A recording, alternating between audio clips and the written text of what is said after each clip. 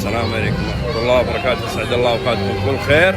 طبعا وصلنا مهرجان العسل والمنتجات المدينية، خلينا نشوف إيش عندهم.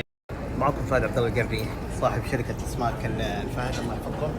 عندكم الآن النوع هذا الآن بلطي، وعندكم المرحلة الأولى هي مرحلة الزفيعات، عمرها الآن هذا 5 أيام للتفريخ، وهي مراحل. المرحلة الأولى هذا البلطي، ايوه التفريخ.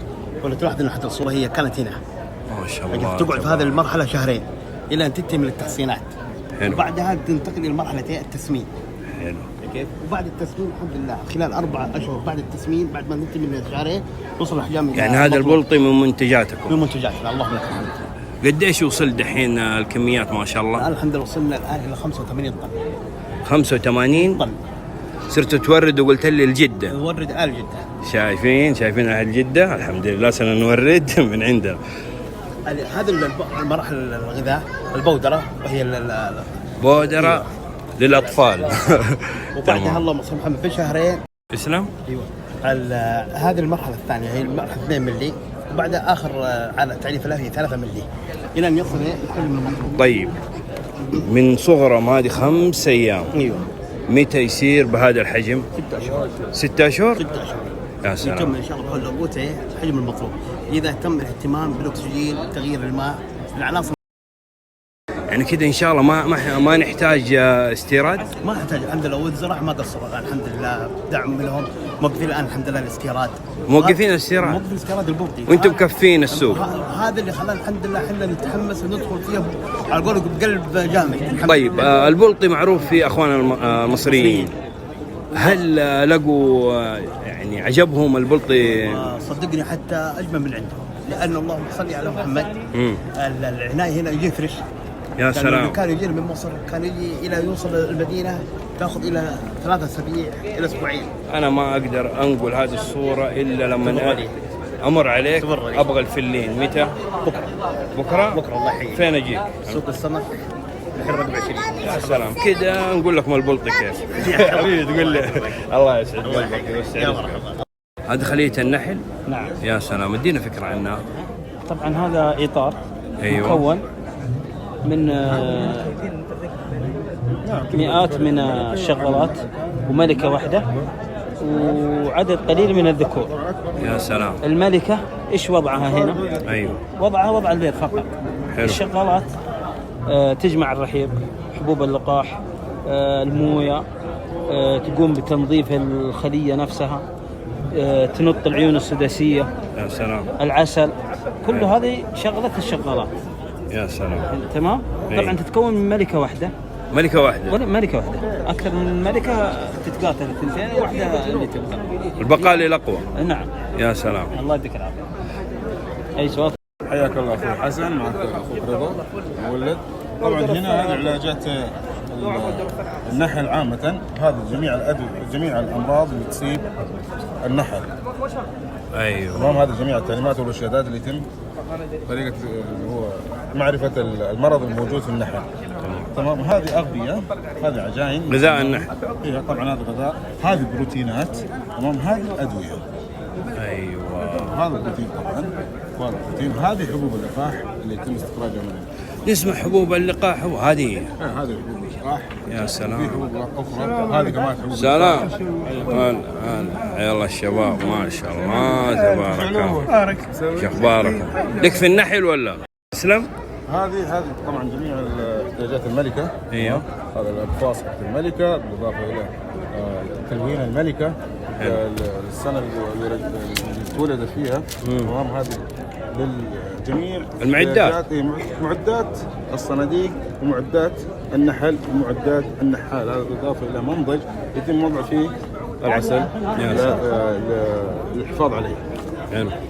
ايش المشط هذا؟ هذه طبعا اللي هو اسمها قشاطه، يتم قشط فيها الشمع من البرواز حتى يتم فخ اللي هو التختيمه اللي يتم تختيم فيها العسل. العسل. اي فكوها زي كذا عشان ايش تقدر ايش تغسل من البرواز. تبارك. هذه غذايات للادويه. الله يعطيكم العافيه يا ربي والله. طيب دائما تنزل في السناب عن النحل ومعلومات؟ نعم دائما انزل معلومات عن النحل وكيف تقدر تتعامل معاه، وعندي طبعا نقدم دورات يا سلام النحل، وان شاء الله باذن الله ايام القادمه تكون عندنا اشهر. لا بدام كذا ارفعوا الشاشه عنده، خلاص كملوا عنده. الله يسعد قلبك ولد العم. يا مرحبا، معاكم عماد الأحمدي براند عسل الفقرة. نتكلم اليوم عن أدوات.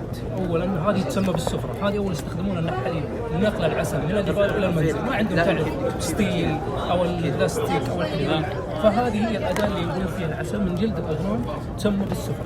عندنا عسل الشمع والعسل الشمع كلها من عندكم يا أحمد؟ نعم كلها من منتجاتنا من الفقرة. من الفقرة ومن مناطق المدينة المسيجين. يا سلام يا سلام، ما شاء الله تبارك الله. ولكم زيارة في المزرعة ما شاء الله، من المزارع المميزة في المدينة المنورة. نبغى الوردة اللي شفناه إن شاء الله ما لك يا حبيبي، الله يسلمك ويخليك. شوف العسل ما شاء الله حبيبي، ما شاء الله تبارك الله. يا فرحان يعطيكم العافية ما شاء الله. ايش الانواع اللي عندك عمي؟ عندي عسل سمر، وعندي عسل برسيم، ايه، وعندي عسل طلح حق حايل، وعسل برسيم حايل، وهنا عسل سمر القاحة غرب المدينة. يا سلام. على كم؟ هذا على 400 ريال، والكيلو الكيلو ونص الكيلو ب 200. هذه 300 ريال ونص الكيلو ب 150. هذه ب 350 ونصها ب 170 180 ريال. يعطيك الف عافية. الله يعافيك ويبارك. عم صالح حبيبي، الله يسلمك ويخليك ان شاء الله. شوف ريان اول لما رحنا كان عنده النحل عم صالح، شوف دحين هنا ما شاء الله. ايش الانواع اللي عندك؟ هذا أنا عندي نوع واحد. ايوه. اللي هو عسل الشوكة. الشوكة. السحاء. اي. اي. طبعا هذا غرب المدينة. غرب المدينة. اي غرب المدينة. نعم. ايوه. ذواقة نشوف. ايوه. طيب. تختلف والله، في نوع كذا دوب ذقته فيه له مرار. اللي فيه مرار. ايوه. انه مر على اسمه على عليه؟ على البزرومي. يا سلام، زي اللي عندي والله في الاستراحة طلع كذا. لكن مطلوب ترى يعني. مطلوب؟ بس غير المدينة. ايوه. ايوه، حتى اللي فيه مرار. اي اللي فيه مرار. اي طيب. يا سلام، عسل بالنهاية. ومن بطن النحل. نعم. بس انتهينا. أنا هذا محلي كنحال. يا سلام حبيبي، الله يسلمك عم صالح، الله يسلمك. هنا اخوي فواز كعكي، يا هلا والله، ما شاء الله. اللي يبغى هدايا يبغى يقدم، فين كرتك بس؟ والله تحت امرك. اي والله اخوي فواز ما شاء الله. زي ما تفضلت. يا سلام. ملعقه وكرتون خشب وفلين عشان اذا احد يبي يرسل شحنات قولوا له حق غذاء النحل شيء. في حبوب اللقاح شيء مضمون مره للحبايب كلهم. بس حبيبي ربي يوسع رزقك، الله يسلمك. ما شاء الله تبارك الله. ألف ألف مبروك لابن المدينة الحازمي على حصوله الدرع. طبعا أرسل العسل إلى فرنسا ورجع العسل ومع هذه الجائزة والشهادة. يا سلام، تستاهل والله حازم، الله يسعد قلبك والله تستاهل. ما شاء الله تبارك الله. دوب راجل كبير جاء قال ما شاء الله الحازمي من المميزين في السوق بصراحة، شهادة حق. وصورناها شوفوها في القناة إن شاء الله تنزل. وهذا اللي بيتواصل معاه، هذه حبوب اللقاح. يا سلام. ايوه شايفه شيء شهي ما شاء الله. الله يطرح البركة يا رب، الله يسعد.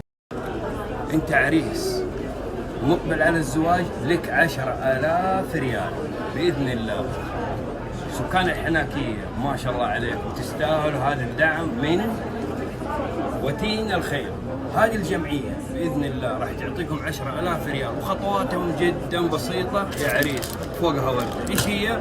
طبعا دورة تثقيفية تقوية وترابط بين الأسرة، يعني دورات أسرية يعطوك كيف تتعامل مع الزوجة وكيف يعني بصراحة الفترة هذه الحالية انفصال ما انفصال الله يكتب أجرهم، يعني يدوك التعليمات فوق 10,000 فين تحصلها؟ عند وتين الخير. طبعا هذه عينكم عليها، شوفوا بادئين هذا المشروع في الحناكية، وإن شاء الله راح يتوسعوا ويغطوا مناطق المملكة بإذن الله. طيب بس تواصلوا هنا والله يكتب أجرهم.